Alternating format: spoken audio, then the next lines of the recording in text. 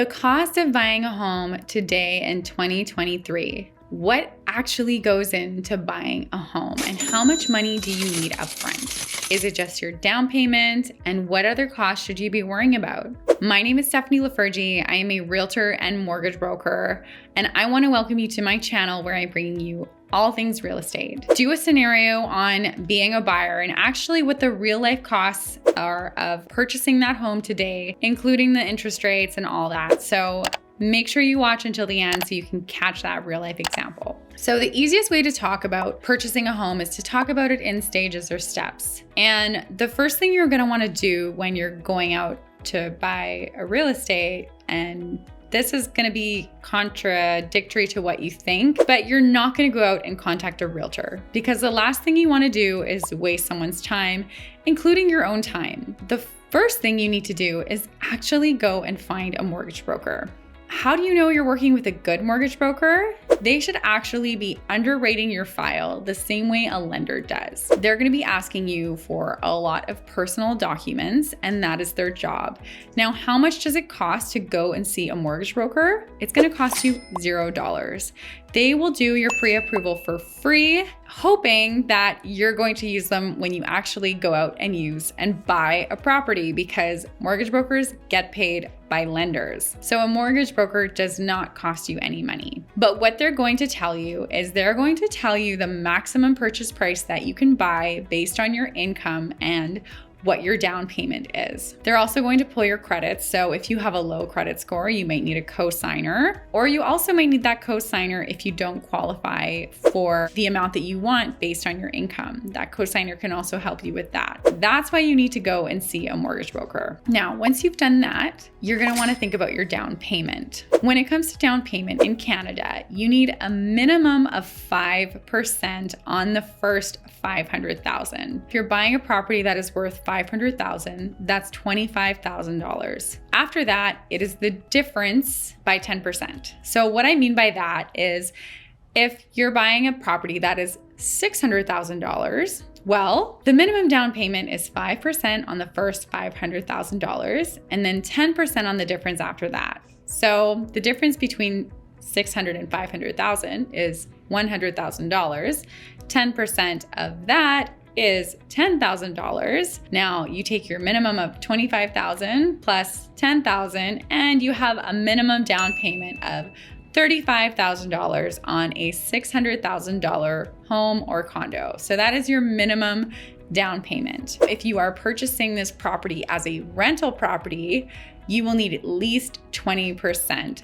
That is the law in Canada. So the amount of your down payment will actually determine whether or not you have mortgage insurance and also the length of your amortization. When you put down a minimum down payment, you're going to need mortgage insurance. So you're going to be paying for mortgage insurance, and you will also have to have an amortization, which is the length of your mortgage. It's going to be how long it takes you to pay off that mortgage of 25 years. If you're paying 20%, you can qualify for a 30-year mortgage, which usually comes at a higher interest rate, but because the amortization is longer, your monthly payments will be less. Once you know how much your down payment is and you have a rough idea of what your mortgage is going to be, you're gonna wanna think about your deposit. You still haven't called a realtor yet, right? We're still working on the money side of things. Now that you know your maximum purchase price, you're going to need a deposit amount of about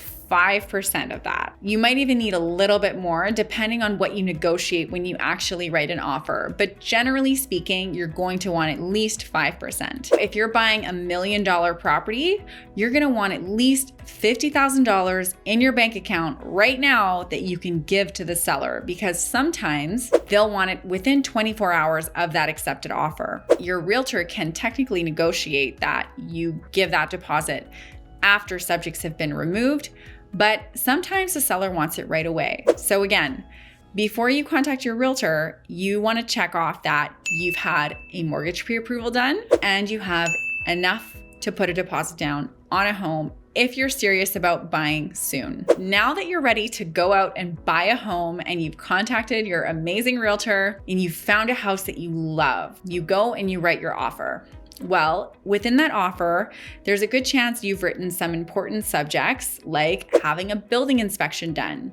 Now, a building inspection will cost you about $300 to $600, and it could be more than that depending on the home. You'll have to pay for that. That comes from you. And again, the reason I brought up the type of mortgages, insured versus uninsured, is usually when the mortgage is insured, you do not have to pay for an appraisal. If you are requiring an appraisal on the property and it is a conventional mortgage, that appraisal is going to come out of pocket. This is a very important point. Do not remove subjects on your property if you do not have the results of your appraisal. Why is this important? If you're buying a property for $1 million and the bank says that your property is only worth $900,000, you will have to come up with that $100,000 on your own. And if you remove subjects before you get those results, you are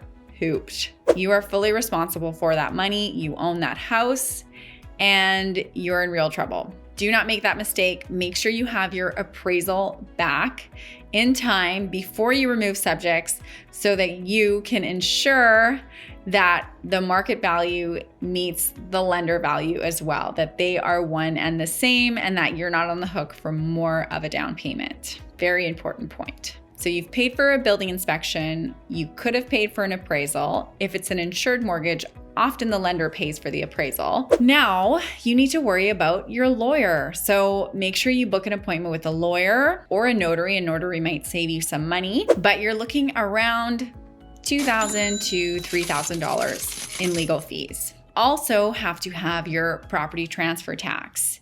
If you are a new home buyer in Canada, you've paid your deposit, you've paid for the building inspection, you've paid for the appraisal, potentially, depending on what the lender has requested. And now you need to basically prepare for your closing costs. The lender will also want to see at least 1.5% of the purchase price on top of your down payment in a bank account. And then we have to think about property transfer tax. Don't assume that 1.5% covers all of your closing costs. There's a good chance you're going to have to save more. The only time you're going to be exempt from property transfer tax is if you are a first-time home buyer and if the purchase price is $500,000 or less. Otherwise, you are responsible for your property transfer tax. Let's go through a real life example. This is a townhome in Kelowna, BC. It's in a newer development called McKinley Beach.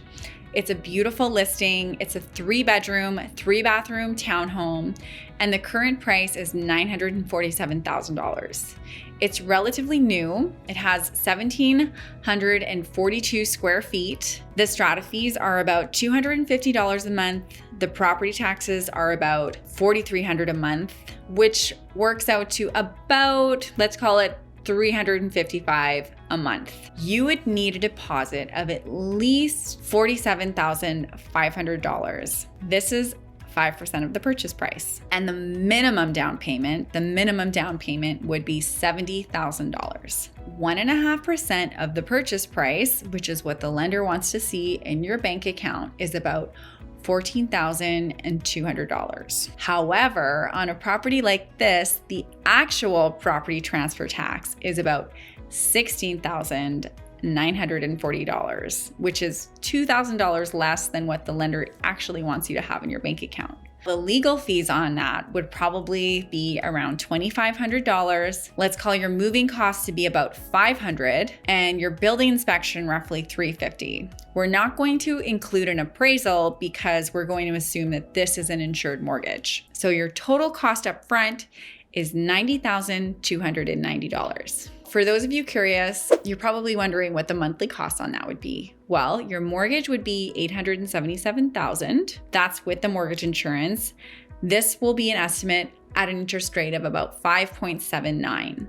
So your monthly mortgage payment would be about $5,500. And then if you include your strata of $250, your property taxes of $355, your hydro at about $100, and your insurance at $150, we are totaling about $6,356 a month. Now, without doing all the math again, if you had a 20% down payment, you extended your amortization to 30 years, which would actually increase your mortgage rate because lenders see that without having mortgage insurance, you basically get a premium on your mortgage rate, you would still be saving about $200 a month. I hope this detailed explanation on purchasing a home in 2023 was helpful. If you have any questions or want to get in touch with me, all of my contact information is in the description below. Call me, text me, email me, DM me, whatever's easiest for you. I would love to connect.